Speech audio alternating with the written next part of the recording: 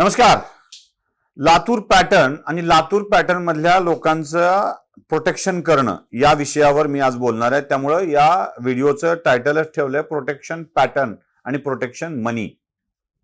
आता प्रोटेक्शन हा शब्द ऐकला ना की आपल्या बहुतेकांना कानटाव करतात, कारण आपण कुठे शब्द ऐकतो आपल्याला कल्पना आहे ना याची. कसं आहे, कुणी हो म्हणणार नाही कल्पना आहे म्हणून, आणि मी सांगितलं तुम्हाला कसं माहित आहे असं विचारतील. पत्रकार master in all jack of none असतो, त्यामुळं प्रोटेक्शन हा शब्द कुठे कुठे वापरला जातो हे तुमच्या सगळ्यांच्या लक्षात आहे. जेव्हा आपण वेश्यालयात, शब्द जरा चांगले वापरतो, अड्ड्यावर जातो असं म्हणण्यापेक्षा वेश्यालयात जातो, तेव्हा तिथे प्रोटेक्शन अनिवार्य असतं. ती रबरी पिशवी अनिवार्य असते आणि त्या प्रोटेक्शनला देणारा एक खास माणूस असतो. म्हणजे तुम्ही जाता ती वेगळी, तो वेगळा, आणि प्रोटेक्शन देणारा वेगळा. आणि जो प्रोटेक्शन आणून देतो ना त्याला वेगळे पैसे द्यावे लागतात प्रोटेक्शन आणून देणाऱ्याला. आणि मग ती सांगते की प्रोटेक्शन का दे दो, किंवा प्रोटेक्शनचं दे, आणि मग त्याला काय 50, 100, 20 काय जे असतात ते वेगळे द्यायचे असतात. आमच्या लेखी प्रोटेक्शन मनी हाय. म्हणजे तुम्ही ऐश करायला गेलात, बाई भोगायला गेलात की बाई भोगताना जे संरक्षण लागतं ते देण्यासाठी त्याला प्रोटेक्शन म्हणतात. आणि या प्रोटेक्शनसाठी जो पैसा द्यायचा असतो त्याला प्रोटेक्शन मनी म्हणतात. असा प्रोटेक्शन मनी घेणारी अनेक माणसं या जगात आहेत. तो बिचारा बरा, किमान तुम्हाला आजार होऊ नये म्हणून तरी प्रोटेक्शन देत असतो. पण या पॅटर्नवाल्यांच्या जगात ना प्रोटेक्शन नावाचा आजारच एवढा वाढलाय की यात प्रोटेक्शन मनी घेणारे भलता धंदा करू लागलेत. याला भाड खाणं म्हणायचं एवढंच मला कळतं. काय होत आहे, लातूर मधल्या नीट परीक्षेच्या घोटाळ्यानंतर, म्हणजे पेपर फुटल्यानंतर, मग या प्रोटेक्शन मनी घेणाऱ्यांची संख्याच वाढली. पहिले घेतलेले सर्व्हिस द्यावी लागते ना. एकदा का प्रोटेक्शन मनी घेतला ना की सर्व्हिस द्यावी लागते. ती सर्व्हिस द्यायला अनेक जण आता उतावीळ झालेले आहेत. मुद्दा आहे नीट परीक्षेतला पेपर फुटल्याचा. मुद्दा आहे या पेपर फोडीतून क्लासेस चालवून धंदा करून पैसे कमावल्याचा. मुद्दा या पैशाचं केलं काय याचा.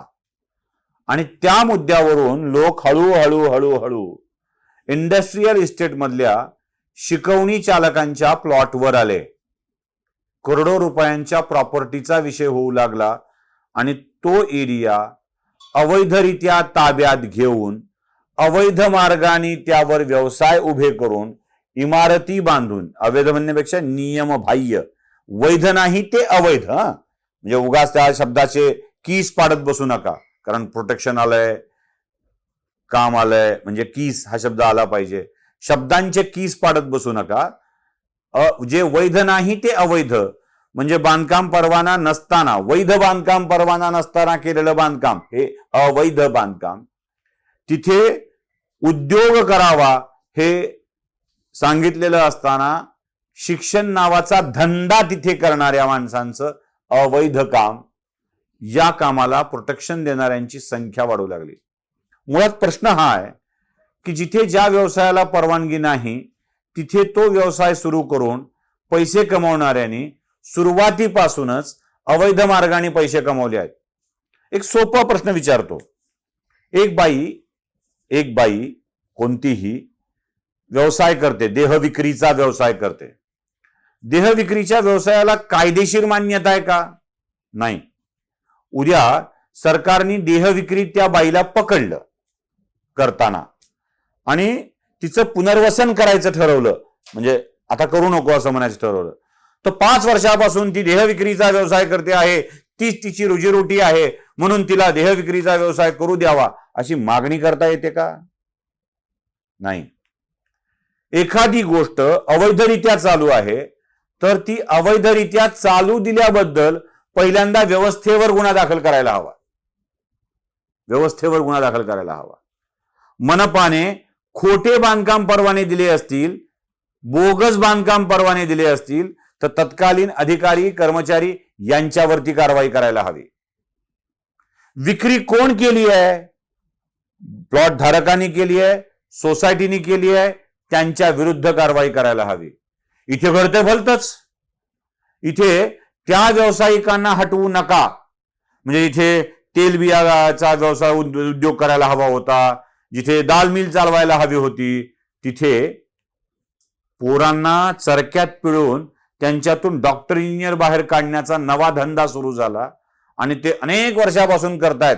खातील काय, जगतील कसे, असा प्रश्न विचारता येऊ शकतो. अरे सुरुवात करताना करू का दिली, हा प्रश्न आहे.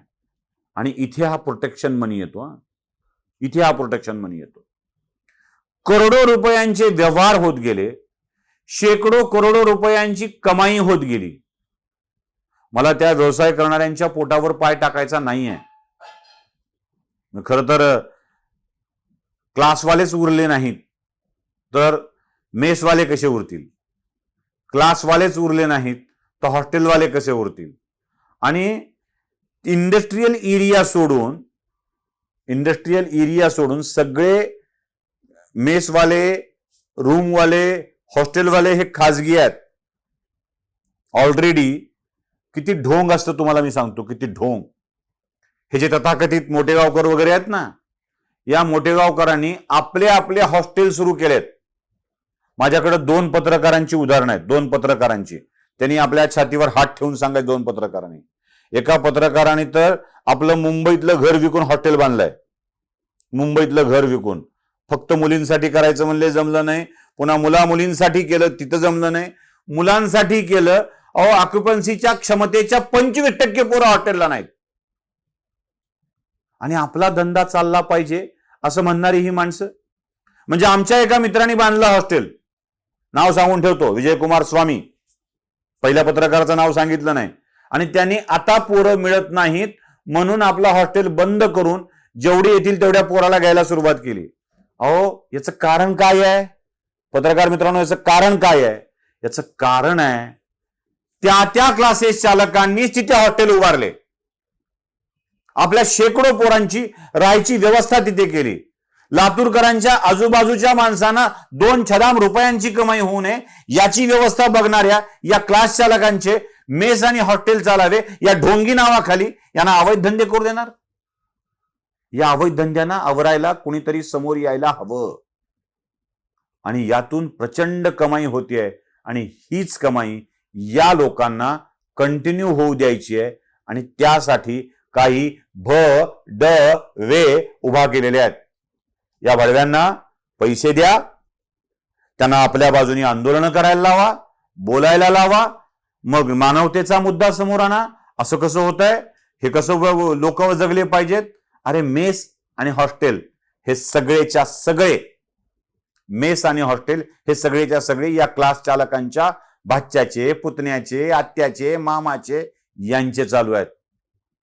आपलेच पैसे आपल्या घरात घ्यायचे आणि त्यातला एक हिस्सा दलाली म्हणून प्रोटेक्शन वाल्यांना द्यायचा आणि त्यांच्याकडून आंदोलनं घडून आणायची, असले उद्योग लातूरमध्ये चालू आहेत. या उद्योगातून निर्माण होणारा पैसा, म्हणजे ह्या सगळ्या हॉस्टेल आणि मेस मधून निर्माण होणारा पैसा एवढा अमाप आहे की ही सगळी माणसं त्यात पोसली जातात. यांच्याकडून या उद्योगाला बळ मिळावं यासाठी आंदोलन घडवलं जातं. मानवतेचा दृष्टिकोन सांगितला जातो. आम्ही त्याला पाठिंबा देत नाही, याला पाठिंबा देतो असं म्हटलं जातं. त्याला पाठिंबा देत नाही, याला पाठिंबा देतो म्हणजे चोरी करणारा चोरी करून जातो, दुसरे 2 धंदे करतो. मल्ल्या कोणत्या प्रकरणात आत गेला आणि कोणत्या कोणत्या उद्योगाला बंद करावं लागलं, मल्ल्याचे उद्योग बंद झाले. या क्लासेसवाल्यांनी केलेल्या घोटाळ्यात त्या क्लासेसचे सगळेच उद्योग बंद झाले पाहिजेत. आणि त्याला प्रोटेक्शन म्हणून उभं राहणाऱ्या या माणसांनी ही प्रोटेक्शन मनी घ्यायला सुरुवात केली आहे. त्या देहविक्रीच्या धंद्यात पैसे घेणारा, प्रोटेक्शन देऊन पैसे घेणारा माणूस आणि या ज्ञानविक्रीच्या धंद्यात पैसे घेऊन प्रोटेक्शन देणारा माणूस, दोन्ही प्रोटेक्शन वाले सारखेच. धर्म जागृतीचा विधायक बुरुज.